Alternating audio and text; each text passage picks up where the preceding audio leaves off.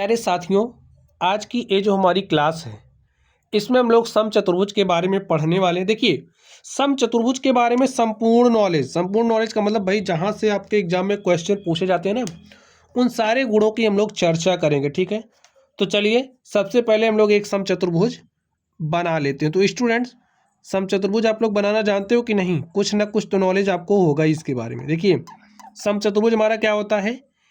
एक ऐसी आकृति होती है भाई, चार भुजाओं से घिरी हुई बंद आकृति होती है जिसकी सभी भुजाओं की लंबाइयां क्या होती हैं? एक समान होती हैं। जितनी भुजाएं होंगी भाई, चार भुजाएं होती हैं, सबकी लंबाइयां क्या होंगी? एक समान होंगी। देखिए, आप लोग वर्ग जानते हैं ना? वर्ग, चलिए वर्ग को भी बना करके हम आपको दिखा दें। वर्ग आपका क्या होता है? चार भुजाओं वाला एक ऐसा चतुर्भुज होता है जिसकी चारों भुजाओं की मापें क्या होती हैं? एक समान होती हैं। ठीक है, अब आप क्या करिए, ऐसे इसको थोड़ा सा धक्का दे दीजिए इस पर पकड़ के, तो कुछ इस तरीके की आकृति आपकी बन जाएगी। इसमें प्रत्येक कोण आपका 90 डिग्री का होता है, लेकिन इसमें जो कोण है 90 डिग्री होना आवश्यक नहीं है।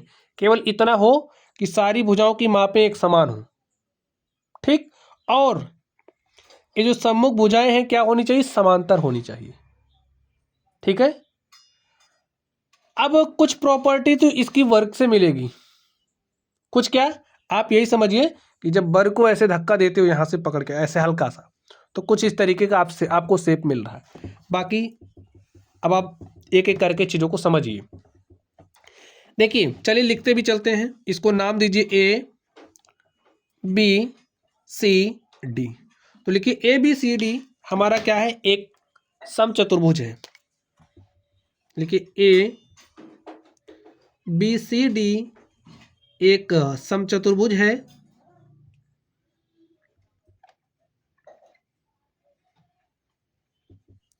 एक समचतुर्भुज है जिसके गुण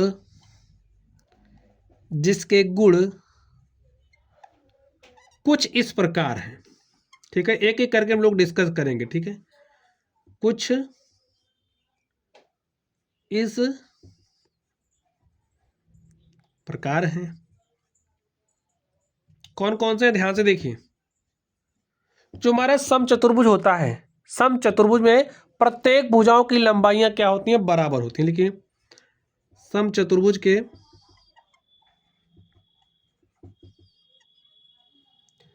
प्रत्येक भुजा की लंबाई एक समान होती है।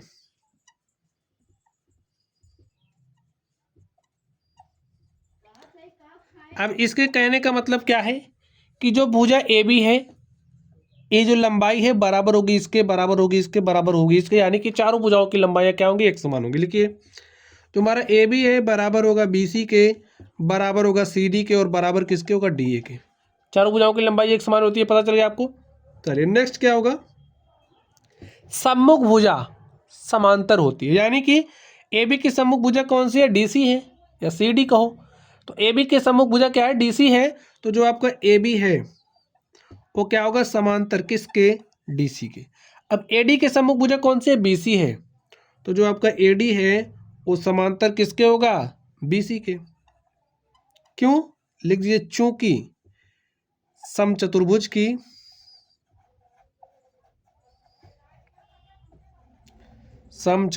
की सम्मुख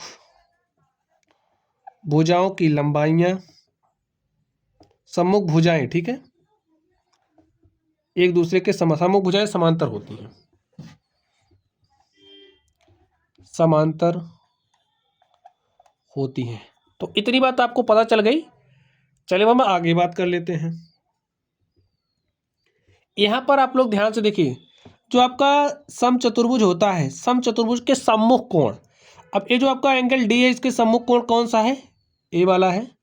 तो एंगल डी बराबर होगा एंगल बी की, और ये जो एंगल आपका ए है इसके सम्मुख कोण कौन सा? एंगल सी है। तो एंगल ए बराबर होता है एंगल सी के। इस बात की भी आपको जानकारी होनी चाहिए। लिखिए, तो जो हमारा एंगल ए है वो बराबर होगा एंगल सी के, और जो हमारा एंगल बी है वो बराबर किसके होगा, एंगल डी के। कारण लिख दीजिए, चूंकि जो हमारा समचतुर्भुज होता है, समचतुर्भुज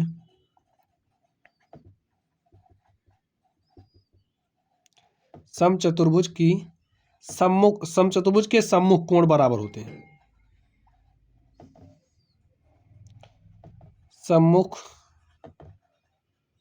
कोण बराबर होते हैं। ठीक है स्टूडेंट्स, चलिए आगे हम लोग बात करते हैं। अब ध्यान से देखिए, अब चौथी बात, यहां पर ये जो एंगल है, एंगल डी और आपका एंगल सी का योग लोगे, लिखिए angle d plus angle c का जो योग है वो बराबर होगा 180 डिग्री के। ठीक, angle c plus angle b, ये सारी जानकारी आपके पास होनी चाहिए, क्योंकि इससे संबंधित क्वेश्चंस अगर आप लोग प्रतियोगी परीक्षा में बैठोगे तो देखने को मिलेगा, या फिर किसी क्वेश्चन में प्रॉपर्टी इस्तेमाल करने के लिए आ सकता है, तो भाई नॉलेज तो होना चाहिए। ठीक है, angle c plus angle b बराबर होगा 180 डिग्री के। Angle b plus angle a, angle b plus angle a बराबर किसके होगा, 180 डिग्री के। और angle a plus angle d, angle d बराबर होगा 180 डिग्री। इसका मतलब आप कह सकते हो एंगल डी प्लस सी बराबर होगा एंगल सी प्लस बी के, बराबर होगा एंगल बी प्लस ए के, बराबर होगा एंगल ए प्लस डी के। ठीक, चलिए इतनी बात अब आप लोग समझ गए। अब हम लोग इसके विकर्णों की बात कर लेते हैं। तो आप लोग ध्यान से देखिए, अब तक तो आपने ध्यान से देखा, तो थोड़ा देर और आप ध्यान से देख लीजिए।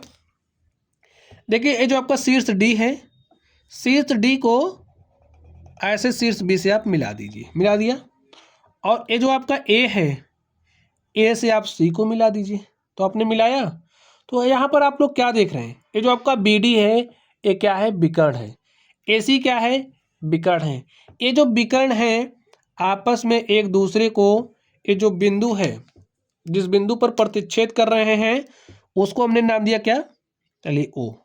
ठीक है, विकर्ण बी डी तथा ए सी आपस में एक दूसरे को बिंदु ओ पर प्रतिच्छेद करते हैं। ठीक, अब आप लोग ध्यान से देखिए, लंबवत प्रतिच्छेद करते हैं, यानी कि जो आपका ए सी है वो बी डी पर लंब होगा, या फिर ऐसा भी कह सकते हो जो आपका बी डी है वो ए सी पर क्या होगा, लंब होगा। बी डी ए सी पर लंब है। इसका मतलब यहाँ पर ये जो आपका एंगल है, ठीक है, ये जो कोण है क्या होता है, 90 डिग्री, 90 डिग्री, 90 डिग्री, 90 डिग्री। इस बात को आपको दिमाग में बैठा लेना है। ठीक, जैसे अगर हम बात करें एंगल ए, देखिए समझिए एंगल ए ओ बी की, तो एंगल ए ओ बी कितना होगा, 90 degree. Angle b o c कितना होगा, 90 degree. Angle c o d कितना होगा, 90 डिग्री। और एंगल ए ओ डी कितना होगा, 90 डिग्री। समझ गए आप? तो इसको लिखने की जरूरत है, चलिए लिख लेते हैं। लिखिए, समचतुर्भुज के विकर्ण, समचतुर्भुज के विकर्ण एक दूसरे को 90 डिग्री पर समद्विभाजित करते हैं, या फिर लंब समद्विभाजित करते हैं। ठीक है, एक दूसरे को या फिर समकोण पर समद्विभाजित करते हैं, एक दूसरे को 90 डिग्री पर समद्विभाजित करते हैं। ठीक है,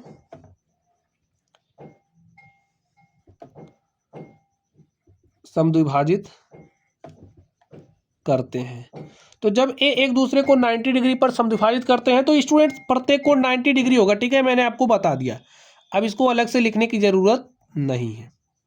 अब यहाँ पर एक वर्ड लिखा है समद्विभाजित। समद्विभाजित करने का मतलब ये जो विकर्ण आपका AC है, ये विकर्ण AC BD को दो बराबर भाग में बांट देगा, यानी कि ए वाला जो आपका भाग है, ठीक है, ए बराबर होगा इस वाले भाग के, और ये जो BD है AC को दो बराबर भाग में बांट देगा, यानी कि ए वाला जो आपका भाग है वो बराबर होगा इस वाले भाग के। कलर कर दें ताकि आपको समझने में कोई दिक्कत ना हो। ठीक है, ए वाला जो भाग है वो इस वाले भाग के बराबर होगा, तो लिख दीजिए इस बात को।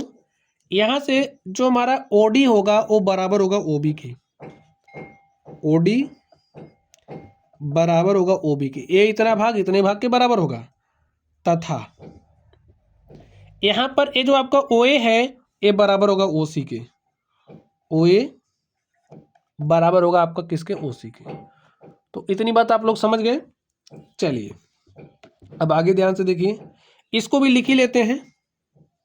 जो हमारा एंगल ए ओ बी है, नहीं तो आप भूल जाओगे, ए ओ बी वो बराबर होगा किसके, एंगल बी ओ सी के, बराबर होगा किसके, एंगल सी ओ डी के, बराबर होगा, देखिए सी ओ डी हो गया ना, डी ओ ए या फिर ए ओ डी, ठीक है, एंगल ए ओ डी बराबर किसके होता है, 90 डिग्री के। और स्टूडेंट ये जो आपके विकर्ण हैं जैसे ए सी और बी डी, देखने में भी आपको लग रहा होगा कि ये बराबर नहीं होते हैं, तो जो आपका विकर्ण है ए सी वो बराबर नहीं होता है बी डी के, ठीक है। तो इतनी जानकारी आपके पास अगर होगी तो आप लोग प्रश्नों को सॉल्व कर ले जाओगे, ठीक है। चलिए आप लोग पढ़ते रहिए, अगर आपको कोई डाउट हो तो कमेंट बॉक्स में कमेंट करना। वीडियो पसंद आई हो तो वीडियो को लाइक करना है, चैनल पर नए हो तो चैनल को सब्सक्राइब कर लेना है, ठीक है स्टूडेंट्स। तो चलिए आप लोग पढ़ते रहिए, थैंक यू।